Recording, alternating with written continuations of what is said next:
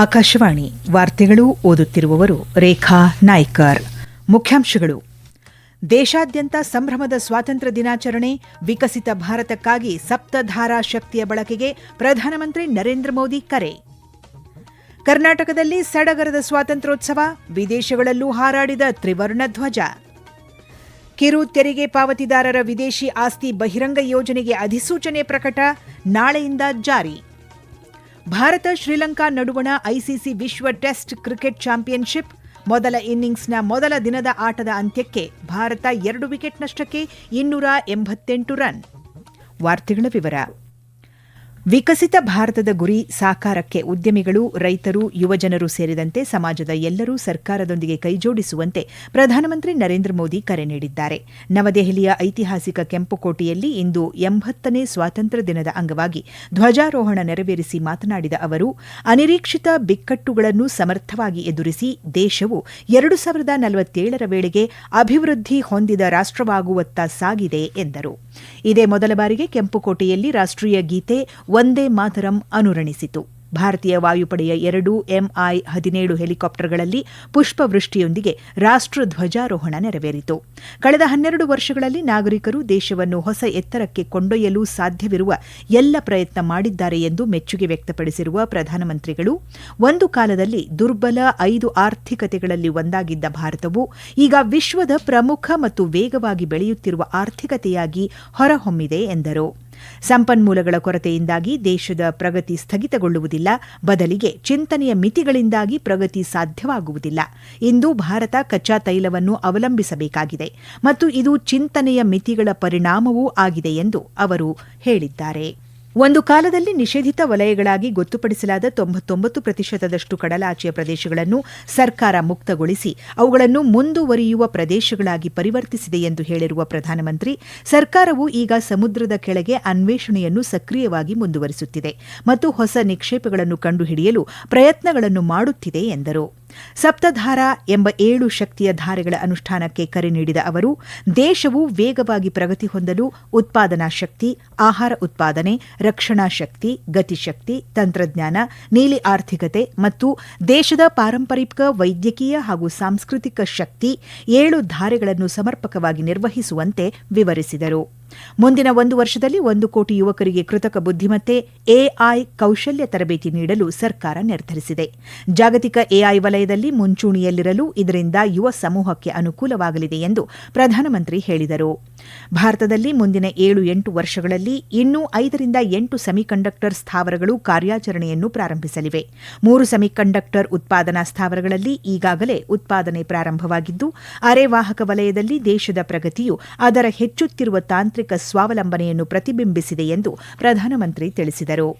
ಆಧುನಿಕ ತಂತ್ರಜ್ಞಾನವು ಸಂಪೂರ್ಣವಾಗಿ ನಿರ್ಣಾಯಕ ಖನಿಜಗಳ ಮೇಲೆ ಅವಲಂಬಿತವಾಗಿದ್ದು, ಈ ವಲಯದಲ್ಲಿ ತನ್ನ ಸ್ಥಾನವನ್ನು ಭದ್ರಪಡಿಸಿಕೊಳ್ಳಲು ಭಾರತ ಸಕ್ರಿಯವಾಗಿ ಕಾರ್ಯನಿರ್ವಹಿಸುತ್ತಾ ರಾಷ್ಟ್ರೀಯ ನಿರ್ಣಾಯಕ ಖನಿಜಗಳ ಮಿಷನ್ ಅನ್ನು ಪ್ರಾರಂಭಿಸಿದೆ ಮತ್ತು ನಿರ್ಣಾಯಕ ಖನಿಜ ಕಾರಿಡಾರ್ ಅನ್ನು ಘೋಷಿಸಿದೆ ಎಂದು ಪ್ರಧಾನಮಂತ್ರಿ ಹೇಳಿದರು. ದೇಶವು ವೆಚ್ಚ, ಗುಣಮಟ್ಟ ಮತ್ತು ಕೌಶಲ್ಯ ಈ 3 ವಿಷಯಗಳ ಮೇಲೆ ಗಮನ ಹರಿಸಬೇಕು. ಜಾಗತಿಕವಾಗಿ ಭಾರತದ ಸ್ಥಾನವನ್ನು ಬಲಪಡಿಸುವ ಮಹತ್ವಾಕಾಂಕ್ಷೆಯ ಗುರಿಯನ್ನು ಸರ್ಕಾರ ಹೊಂದಿದೆ.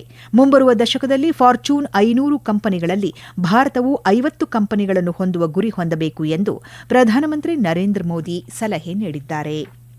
ಕರ್ನಾಟಕದಾದ್ಯಂತ ಇಂದು 80ನೇ ಸ್ವತಂತ್ರ ದಿನವನ್ನು ಸಡಗರ ಸಂಭ್ರಮದಿಂದ ಆಚರಿಸಲಾಗುತ್ತಿದೆ.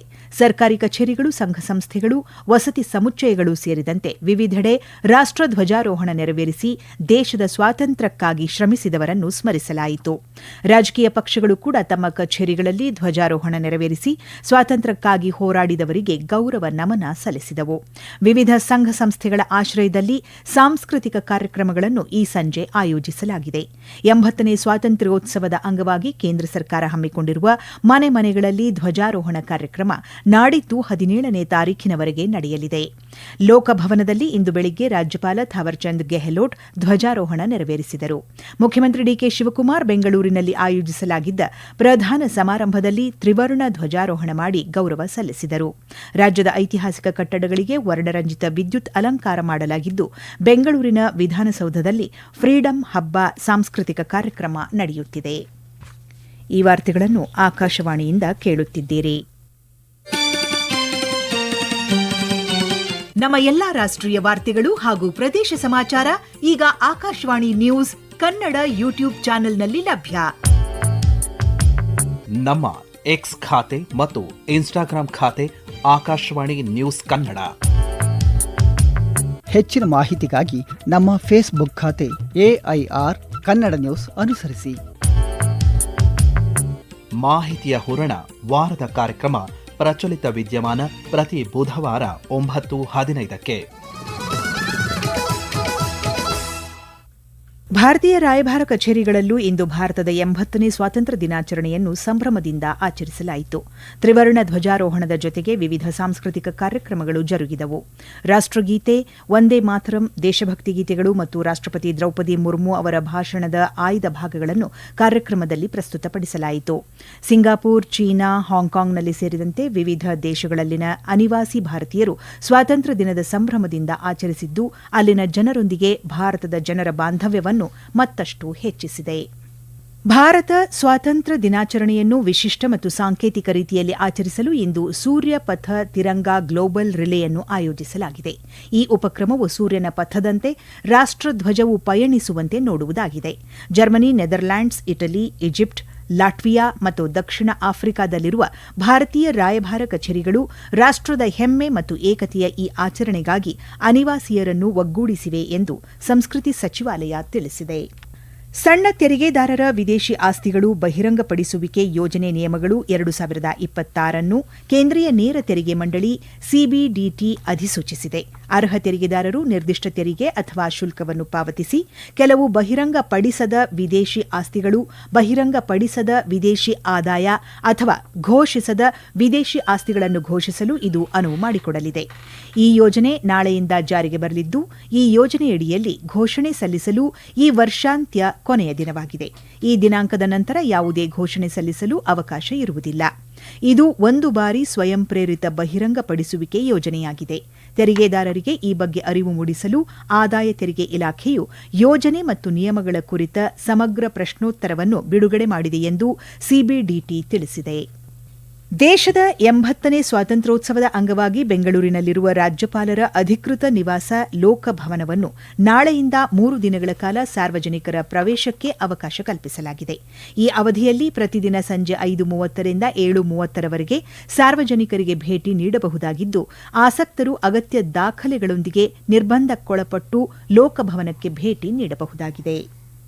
ದೂರಸಂಪರ್ಕ ಇಲಾಖೆ ಆಯೋಜಿಸಿರುವ ಪುಣೆಯ ಬ್ರಿಕ್ಸ್ ಮಾಹಿತಿ ಮತ್ತು ಸಂವಹನ ತಂತ್ರಜ್ಞಾನಗಳ ಐಟಿಸಿ ಟ್ರ್ಯಾಕ್ ನಾಳೆಯಿಂದ 21ರವರೆಗೆ ನಡೆಯಲಿದೆ. ಸುಸ್ಥಿರ ಭವಿಷ್ಯಕ್ಕಾಗಿ ನಾವೀನ್ಯತೆ, ಸಹಕಾರ ಮತ್ತು ರೂಪಾಂತರ ಎಂಬ ವಿಷಯಾಧಾರಿತ ಈ ಕಾರ್ಯಕ್ರಮವು 7ನೇ ಬ್ರಿಕ್ಸ್ ಐಟಿಸಿ ಕಾರ್ಯ ಗುಂಪು ಸಭೆಯೊಂದಿಗೆ ಪ್ರಾರಂಭವಾಗಲಿದೆ. ಸಾರ್ವತ್ರಿಕ, ಅರ್ಥಪೂರ್ಣ, ಕೈಗೆಟುಕುವ, ಸುಸ್ಥಿರ ಮತ್ತು ಸ್ಥಿತಿಸ್ಥಾಪಕ ಸಂಪರ್ಕಕ್ಕಾಗಿ ಐಸಿಟಿ ಪರಿಸರ ವ್ಯವಸ್ಥೆ ಅಭಿವೃದ್ಧಿಪಡಿಸುವ ಬಗ್ಗೆ ಪ್ರತಿನಿಧಿಗಳು ಚರ್ಚೆ ನಡೆಸುವ ನಿರೀಕ್ಷೆಯಿದೆ. ಇಂಡೋನೇಷ್ಯಾದಲ್ಲಿ ಇಂದು ಸಂಭವಿಸಿದ 7.7 ತೀವ್ರತೆಯ ಭೂಕಂಪದಲ್ಲಿ ಮೃತಪಟ್ಟವರ ಸಂಖ್ಯೆ 38ಕ್ಕೆ ಏರಿಕೆಯಾಗಿದೆ. ಪ್ರಬಲ ಭೂಕಂಪದ ಬಳಿಕ ಹಲವು ಕಂಪನಗಳಾಗಿದ್ದು, ರಕ್ಷಣಾ ತಂಡಗಳು ಕಾರ್ಯಾಚರಣೆ ನಡೆಸಿವೆ. ದೇಶದ ಹಲವು ಭಾಗಗಳಲ್ಲಿ 1 ಮೀಟರ್ಗಿಂತ ಕಡಿಮೆ ಎತ್ತರದ ಸುನಾಮಿ ಅಲೆಗಳು ಕಾಣಿಸಿಕೊಂಡಿದ್ದು, ನಂತರ ಪರಿಸ್ಥಿತಿ ಸುಧಾರಿಸಿದೆ. ಹಾನಿಗೊಳಗಾದ ಪ್ರದೇಶಗಳಲ್ಲಿ ಕಟ್ಟಡಗಳೊಳಗೆ ಇನ್ನೂ ಕೆಲವರು ಸಿಲುಕಿರುವ ಸಾಧ್ಯತೆ ಇದೆ. ಭೂಕುಸಿತಗಳು ಸಂಭವಿಸಿದ್ದು, ಅವಶೇಷಗಳಿಂದಾಗಿ ರಕ್ಷಣಾ ಕಾರ್ಯಾಚರಣೆಗೆ ಅಡ್ಡಿಯಾಗಿದೆ ಎಂದು ವರದಿಯಾಗಿದೆ.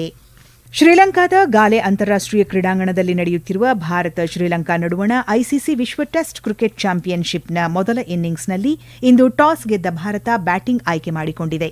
ಭಾರತ ತಂಡ ಮೊದಲ ದಿನದ ಆಟದ ಅಂತ್ಯಕ್ಕೆ ಭಾರತ 2 ವಿಕೆಟ್ ನಷ್ಟಕ್ಕೆ 278 ರನ್ ಗಳಿಸಿದೆ. ಕೊನೆಯಲ್ಲಿ ಮತ್ತೊಮ್ಮೆ ಮುಖ್ಯಾಂಶಗಳು. ದೇಶಾದ್ಯಂತ ಸಂಭ್ರಮದ ಸ್ವಾತಂತ್ರ್ಯ ದಿನಾಚರಣೆ, ವಿಕಸಿತ ಭಾರತಕ್ಕಾಗಿ ಸಪ್ತಧಾರಾ ಶಕ್ತಿಯ ಬಳಕೆಗೆ ಪ್ರಧಾನಮಂತ್ರಿ ನರೇಂದ್ರ ಮೋದಿ ಕರೆ. ಕರ್ನಾಟಕದಲ್ಲಿ ಸಡಗರದ ಸ್ವಾತಂತ್ರ್ಯೋತ್ಸವ, ವಿದೇಶಗಳಲ್ಲೂ ಹಾರಾಡಿದ ತ್ರಿವರ್ಣ ಧ್ವಜ. ಕಿರುತೆರಿಗೆ ಪಾವತಿದಾರರ ವಿದೇಶಿ ಆಸ್ತಿ ಬಹಿರಂಗ ಯೋಜನೆಗೆ ಅಧಿಸೂಚನೆ ಪ್ರಕಟ, ನಾಳೆಯಿಂದ ಜಾರಿ. ಭಾರತ ಶ್ರೀಲಂಕಾ ನಡುವಣ ಐಸಿಸಿ ವಿಶ್ವ ಟೆಸ್ಟ್ ಕ್ರಿಕೆಟ್ ಚಾಂಪಿಯನ್ಶಿಪ್ ಮೊದಲ ಇನ್ನಿಂಗ್ಸ್ನ ಮೊದಲ ದಿನದ ಆಟದ ಅಂತ್ಯಕ್ಕೆ ಭಾರತ 2 ವಿಕೆಟ್ ನಷ್ಟಕ್ಕೆ 288 ರನ್. ಇಲ್ಲಿಗೆ ವಾರ್ತಾ ಪ್ರಸಾರ ಮುಕ್ತಾಯವಾಯಿತು. ನಮ್ಮ ಮುಂದಿನ ವಾರ್ತಾ ಪ್ರಸಾರ ನಾಳೆ ಬೆಳಿಗ್ಗೆ 7:05ಕ್ಕೆ.